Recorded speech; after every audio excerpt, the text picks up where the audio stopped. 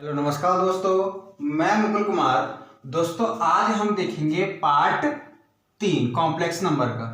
दोस्तों आज हम देखेंगे वर्गमूल, कॉम्प्लेक्स नंबर का वर्गमूल कैसे निकालते हैं। दोस्तों वैसे तो अगर हम निकालेंगे तो बहुत लंबी ट्रिक बैठेगी, लेकिन हम इसमें शॉर्ट ट्रिक निकालेंगे। ठीक है, शॉर्ट ट्रिक से।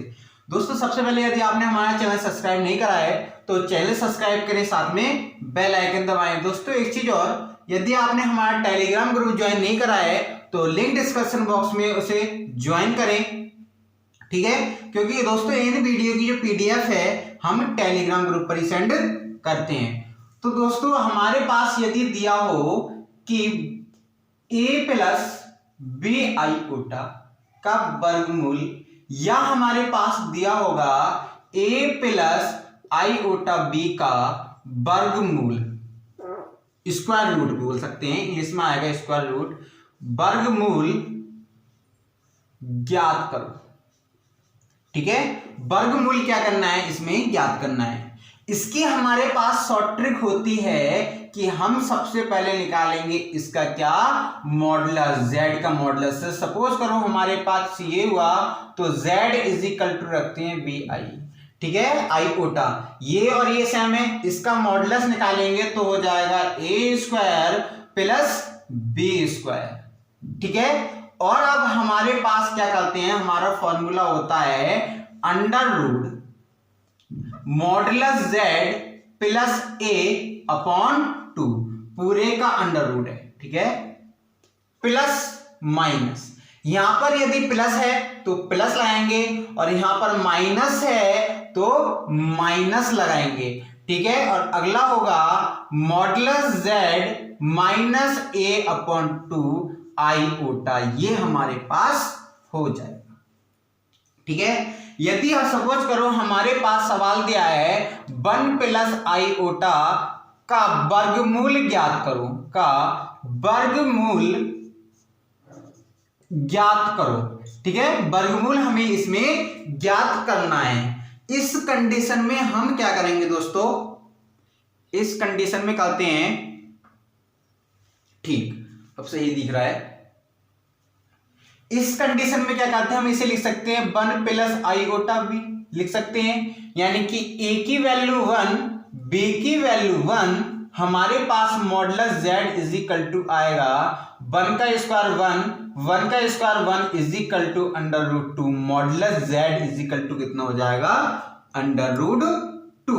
अब हमें पता है कि हमें एक जोड़ना है और एक घटाना है। अब अंडर रूट 2 दिया है, क्या होगा, अंडर रूट 2 दिया है पूरी की बटे में, तो इस कंडीशन में हम प्लस 1 हमारे पास होता है ना, तो होगा हमारे पास अंडर रूट 2 प्लस 1 अपॉन 2। ठीक है, प्लस, यहां पर प्लस दिया है तो ये आएगा अंडर रूट 2 माइनस 1 अपॉन 2। ठीक है, 2 आईओटा, ये हमारे पास आंसर आ जाएगा। अगर हमारे पास दिया हो, एक सही देख ले रहा है बिल्कुल, जिसका वर्गमूल हमारे पास आ जाएगा। यदि हमारे पास दिया है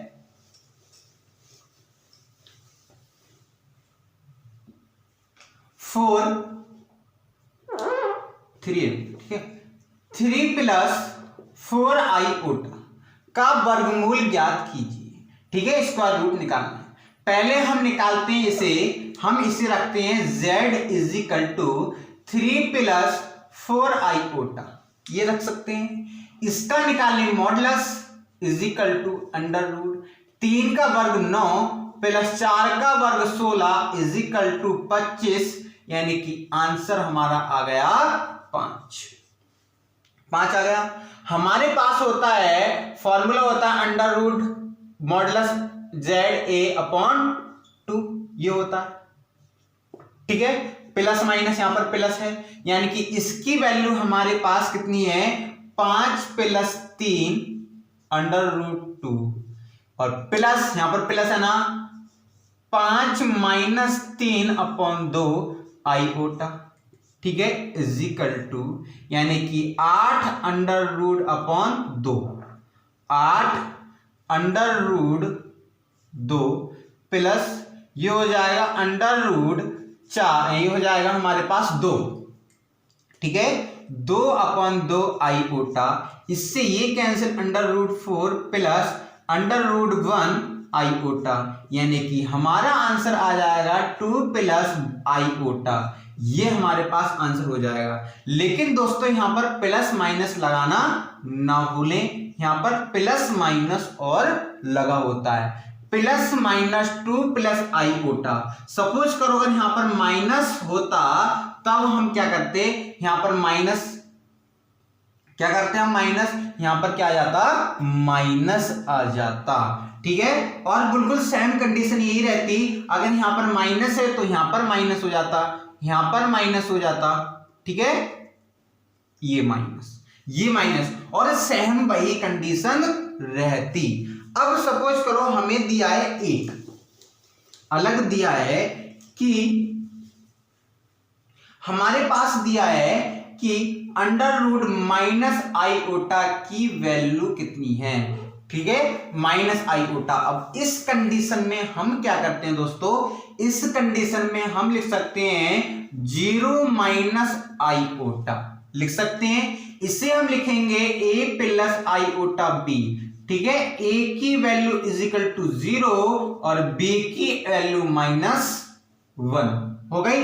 अब इसका निकालो मॉडुलस z का अंडर रूट, इसका स्क्वायर प्लस 1, यानी कि modulus z is equal to √1, यानी कि मॉडुलस z1, यानी कि मॉडुलस z की वैल्यू कितनी आ गई, 1 आ गई, ठीक है। जब मॉडुलस z की वैल्यू 1 आ गई तो हम इस कंडीशन में क्या करेंगे, प्लस माइनस √z की वैल्यू 1, इसकी वैल्यू कितनी होगी 0/2 प्लस, यहां प्लस नहीं है माइनस है तो यहां पे लगाएंगे हम माइनस, ठीक है, माइनस लगाएंगे। अब हमारे पास क्या होगा, अंडर रूट हो गया 1 माइनस 1/2, सॉरी 0 है ना, तो इसमें क्या होगा 0 आईओटा, ठीक है, आईओटा होगा, iota is equal two plus minus √1/2, ठीक है, ये हो जाएगा 1/2 आईओटा, यानी कि 1/2 बाहर ले लेंगे, प्लस माइनस 1/√2 1 माइनस आईओटा, ये हमारे पास इसका आंसर आ जाएगा। आंसर आया प्लस माइनस 1/√2 1 माइनस आईओटा। अगर सपोज करो यहां पर प्लस होता तो हम इसे लिख सकते थे ऐसे, ठीक है, ऐसे लिख सकते थे। अब हमारे यहां पर आता प्लस, अब ये सब सही हो गया और यहां पर क्या हो जाता, प्लस प्लस प्लस, ठीक है। ये कंडीशन होती है यदि सपोज करो हमारे पास वैल्यू होगी 1, तो इसका तो हमें पता ही है कि आंसर कितना होगा, 1 ही होगा, कितना होगा 1 ही होगा, ठीक है। अब दोस्तों कुछ भी हो सकता है, इसमें प्लस भी हो सकता है, माइनस भी हो सकता है, ठीक है। अब हमारे पास दिया है कि आईओटा गुणा माइनस आईओटा की वैल्यू क्या होगी, ये भी हो सकता है, या प्लस हो सकता है, यहां पर कुछ भी हो सकता है इस कंडीशन में। लेकिन हमें क्या पता होना चाहिए, ट्रिक निकालने की पता होना चाहिए और हमारा आंसर आ जाएगा, ठीक है। ये हमारी हो गई कि वर्गमूल कैसे निकालते हैं। अब देखते हैं हम पैरेलल फॉर्म यानी कि ध्रुवीय रूप, क्या देखेंगे, ध्रुवीय रूप देखेंगे। अब ध्रुवीय रूप देखते हैं, ध्रुवीय रूप, ठीक है, पैरेलल फॉर्म। अब इस कंडीशन में पैरेलल फॉर्म कैसे देखते हैं, अब देखते हैं कि पैरेलल फॉर्म क्या होता है। ठीक, हमारे पास पैरेलल फॉर्म होता है z is equal to r cos theta plus iota sine theta, ये हमारे पास होता है इसका पैरेलल फॉर्म। अब सपोज करो हमारे पास दिया है कि -1 प्लस आईओटा का ध्रुवीय रूप ज्ञात करो, ध्रुवीय रूप ज्ञात करो। पहले हम इसमें क्या निकालेंगे, आर निकालेंगे। तो आर निकालने के लिए इसका करो हम क्या करेंगे, मॉडुलस निकालते हैं। हमें पता है z इज इक्वल टू होता है मॉडुलस आर के। तो मॉडुलस आर कब निकालते हैं हम, सॉरी मॉडुलस z के इज इक्वल टू होता है आर, ये होता है। अब मॉडुलस z निकालो, मॉडुलस z निकालेंगे तो हो जाएगा 1 प्लस 1 यानी कि अंडर रूट 2। मॉडुलस z की वैल्यू आ गई अंडर रूट 2, ये आ गई। अब हम क्या करें इस कंडीशन में, आगे देखते हैं। हमें निकालना है पैरेलल फॉर्म। ये नंबर एक तो निकालते हैं हम r, फिर निकालेंगे थीटा। हमें थीटा की वैल्यू भी पता होना चाहिए। थीटा की वैल्यू कैसे निकालते हैं, tan inverse b upon a से हम थीटा की वैल्यू निकाल लेते हैं। कैसे निकालते हैं, tan इनवर्स b से हम थीटा की वैल्यू निकाल लेंगे और हमारे पास आएगा tan इनवर्स b की वैल्यू 1 माइनस 1, इससे ये कैंसिल, tan थीटा tan ये होगा -1 is equal to tan inverse tan। अब ये देखो कि ये कौन से चतुर्थांश में, कौन से चतुर्थांश में, दूसरे चतुर्थांश में। और दूसरे चतुर्थांश में होता है पाई माइनस पाई बाई 4, इससे ये cancel, 4 pi minus pi upon 4 यानी कि आंसर आ गया थीटा की वैल्यू 3 पाई बाई 4।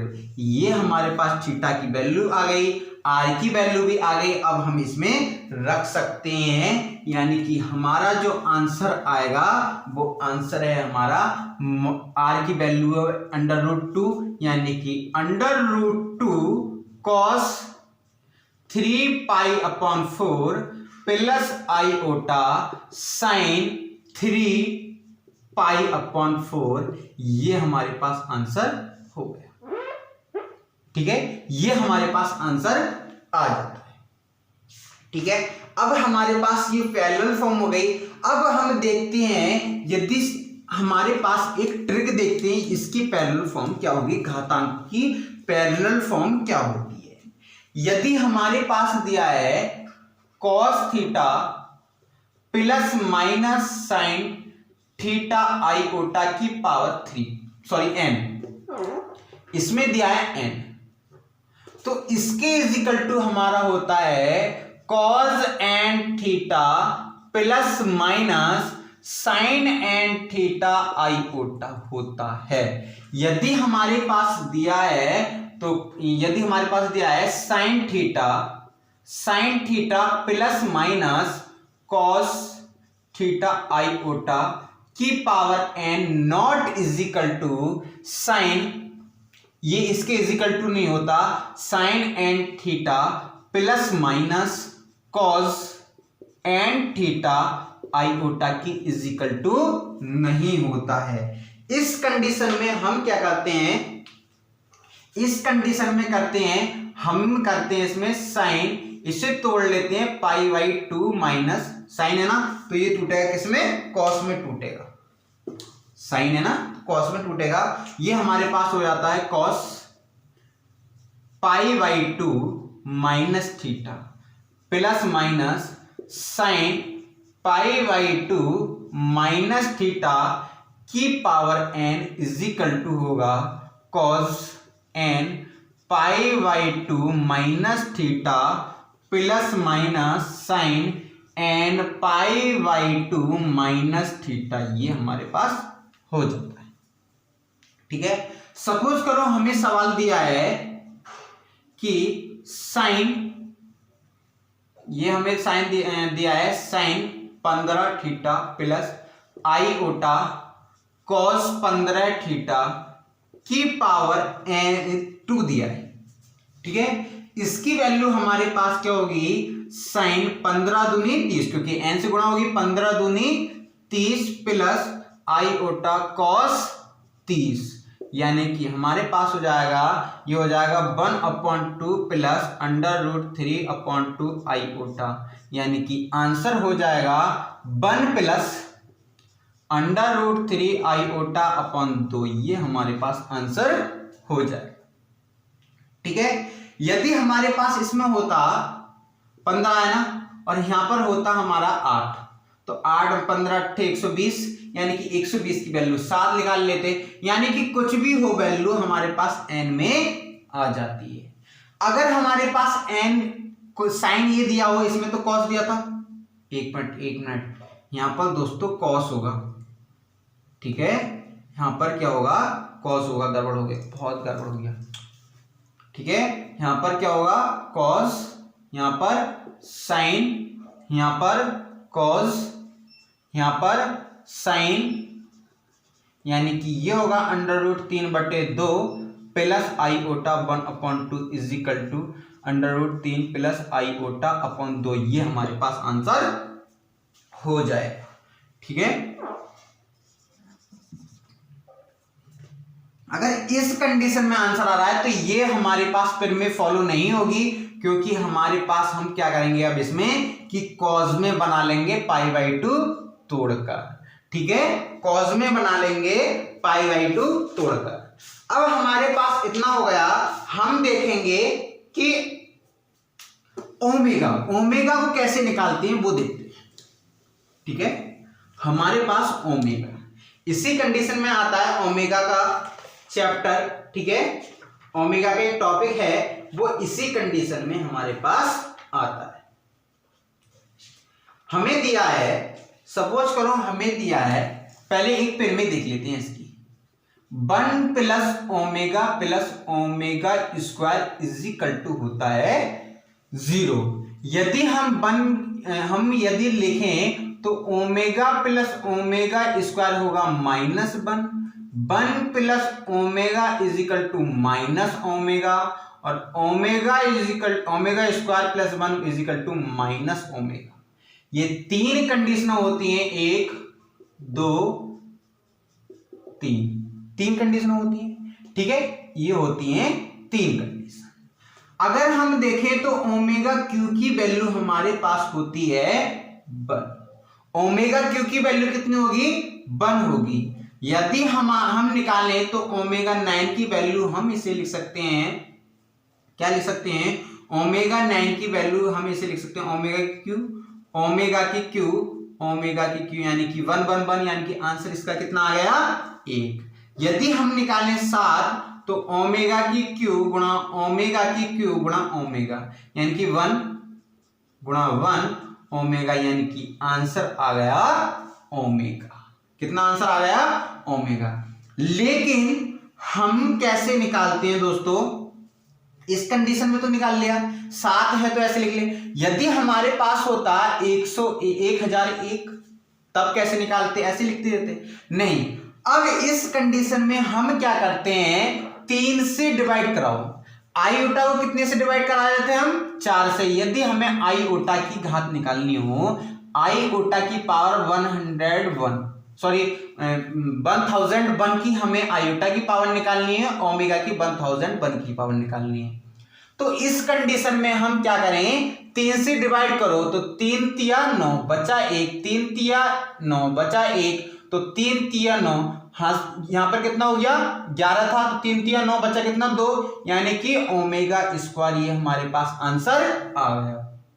यदि पूरी बार हमारे पास ये डिवाइड हो रहा है, ये सपोज करो 12 हो गया, तो ये 3 तिया 9, 3 चौक 12, यहां पर 3 चौक 12 हो गया था, यानी कि ओमेगा की 0, यानी कि आंसर हमारा कितना आ जाता 1, क्योंकि हमारे पास यहां पर कितना था, रिमाइंडर कितना था हमारा 0 था।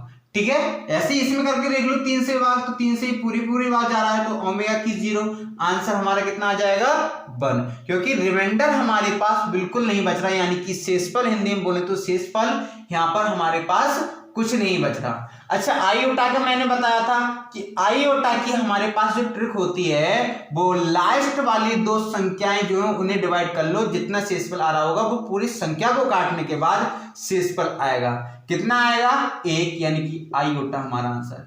इसका 3 की एक ट्रिक होती है, एक भाग करने की, वो ट्रिक होती है, जैसे ये 3 दिया है, ठीक है, 3 दिया है, तो इसका योग करो, 3 कम 3, 3 दूनी 6, 3 तिया 9, 3 चौक 12, यानी कि 12 हो रहा है जोड़ के, 12 3 से डिवाइड हो रहा होगा, तो ये 3 से डिवाइड है या नहीं, तो नहीं। यदि सपोज करो यहां पर 2 है, ठीक है। तो कितना हो जाएगा हमारे पास 11, 3 से डिवाइड किसी कीमत पे हो नहीं सकता, ठीक है। तो इसमें 3 की कंडीशन ये होती है, 4 की कंडीशन ये होती है। इसमें भी सादा ही है, इतने ही हद से हद कितना आ जाएगा 5 या 6 अंकों का, ठीक है। ये 5 या 6 अंकों का आएगा और उसे हम आराम से डिवाइड कर सकते हैं। लेकिन आयोटा में ज्यादा का भी आ जाता है तो उसकी पीछे वाली जो लास्ट वाली 2 संख्याएं हैं, 2 नंबर हैं, उन्हें 4 से डिवाइड करा दो। यदि वो 4 से डिवाइड हो रही हैं तो हमारा जितना रिमाइंडर बचा है उतना लिख दो उसकी पावर। यदि रिमाइंडर नहीं बच रहा है तो रिमाइंडर नहीं बच रहा तो 0 लिख दो। और किसी भी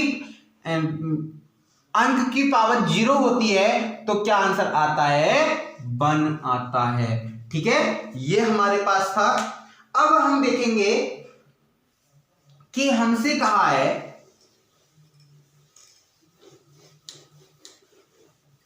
हमें दिया है z, ठीक है। हम मानना होगा z is equal to z1 is equal to मानेंगे हम ओमेगा, ठीक है। और z1 z2 is equal to एक और है यहां पर हमारा z inverse is equal to मानेंगे ओमेगा स्क्वायर।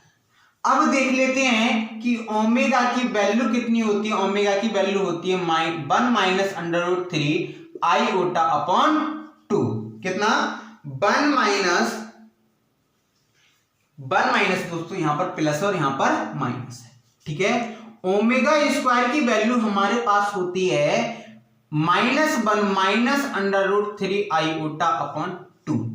अगर हमसे बोला जाए कि हमारे पास ओमेगा का मॉडुलस क्या है, इसे अलग अलग लिख लो -1 अपॉन 2 √3 अपॉन 2 आईओटा, यानी कि 1 अपॉन 4 3 अपॉन 4, यानी कि √1 + 3 upon 4 is equal to 4 upon 4। ये हमारे पास मॉडुलस आ गया इसका। कितना आ गया modulus 1।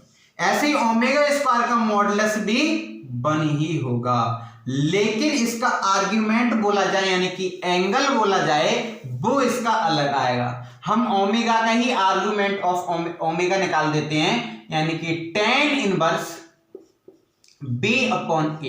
Theta is equal to tan inverse b upon a दिया है तो हम लिख सकेंगे b की वैल्यू कितनी है, a प्लस b आईओटा होता है b की वैल्यू √3 अपॉन 2 अपॉन इसका -1 अपॉन 2, इससे ये कैंसिल -√3, यानी कि tan इनवर्स -√3, ठीक है। अब हमारे पास देखें कि tan इनवर्स दिया है और tan में √3 किसकी वैल्यू होती है, tan में √3 वैल्यू होती है π/3 की, ठीक है। यानी कि tan 60 की वैल्यू होती है। लेकिन ये कौन से चतुर्थांश में है, ये है दूसरे चतुर्थांश में, ठीक है। और दूसरे चतुर्थांश में होता है π - थीटा और थीटा की वैल्यू कितनी है π/3, यानी कि हम इसे लिख सकते हैं tan इनवर्स tan π-π/3, इससे ये कैंसिल इज इक्वल टू 2π/3 हमारा आंसर हो गया। क्या आंसर हो गया 2π/3 हमारा आंसर आ गया आर्ग्यूमेंट ऑफ ओमेगा। तो दोस्तों आज के लिए इतने ही।